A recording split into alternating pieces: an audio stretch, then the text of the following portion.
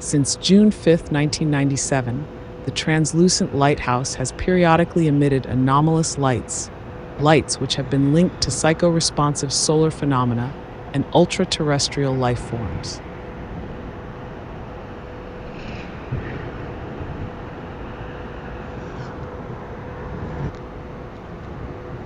Its interactions with the northern coast mountain range suggest the presence of a colossal, reality-disrupting entity whose very existence would threaten all of human society, prompting strict restrictions by Unit 313.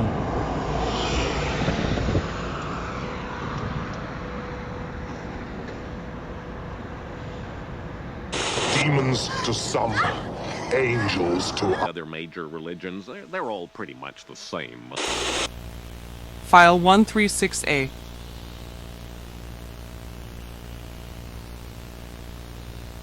June 5th, 1997. We tried to warn them, but they wouldn't listen. Part 1. Initial impressions and theories.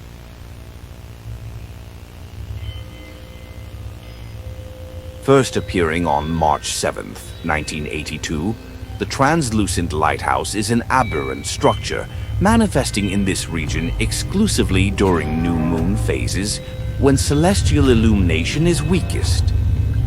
Hypotheses about its function vary from an archaic cultic assembly point predating human history to a modern apparatus for dispersing unknown airborne particulates.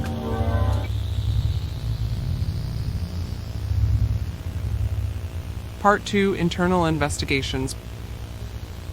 An unidentified subject who claimed to have entered the translucent lighthouse reported an interior replete with non-terrestrial machinery.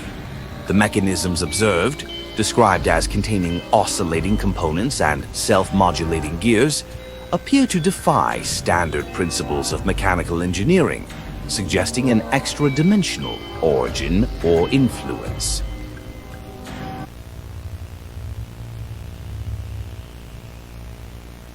Part 3. Illuminative oddities.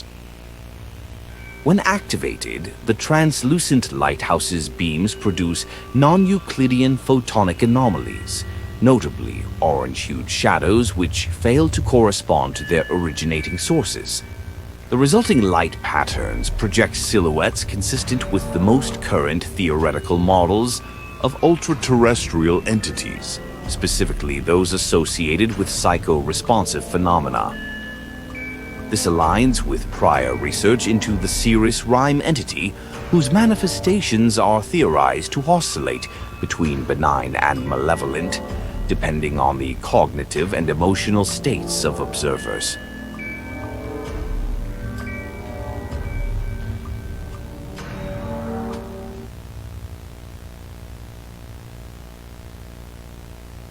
Part 4. The Thing in the Mountains. Of particular concern is the anomalous interaction between the translucent lighthouse's illuminative projections and the topographical features of the northern coast mountain range. These projections suggest the outline of a colossal entity, vastly exceeding any recorded terrestrial life form, whose mere implication could threaten to unravel the fabric of human civilization, with the presence of this entity appearing to induce profound psychological disturbances, potentially driving populations from the structured confines of societal order into a state of cultural disintegration.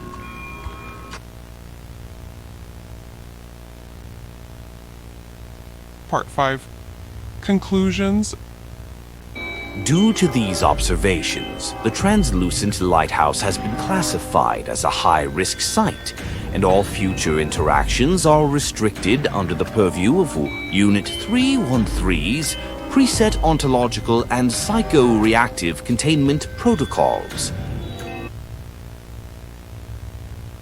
Partial transcript from Interview with City Worker, whose identity has been redacted for security. Upon excavation of the area, once the lighthouse had dematerialized, we discovered an object which resembled a television from the mid-1980s.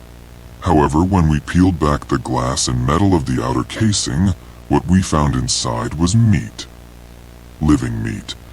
Tissue wrapped around bones. Veins carrying a sort of gloopy brown blood. There were dozens of what appeared to be ocular appendages and even a sort of rudimentary mouth. It screamed when we tried to dismantle it. I suppose we should have stopped, but Dr. Frost insisted that we keep working, even as the thing tried to form its inarticulate sounds into words, like it wanted to communicate. But of course, words can't communicate as clearly as actions, and after the thing took off Kenny's arm, we knew we were in for some real trouble. 16 men, mutilated, some past the point of recognition. And what did we get out of it? What did we learn? I heard that somebody eventually decided that the thing was some sort of egg, like the building was trying to procreate itself. There's probably more, scattered throughout the area. They look like trash, like household objects that were thrown away, until some kid gets too close and loses a hand. We tried to warn them, but they wouldn't listen.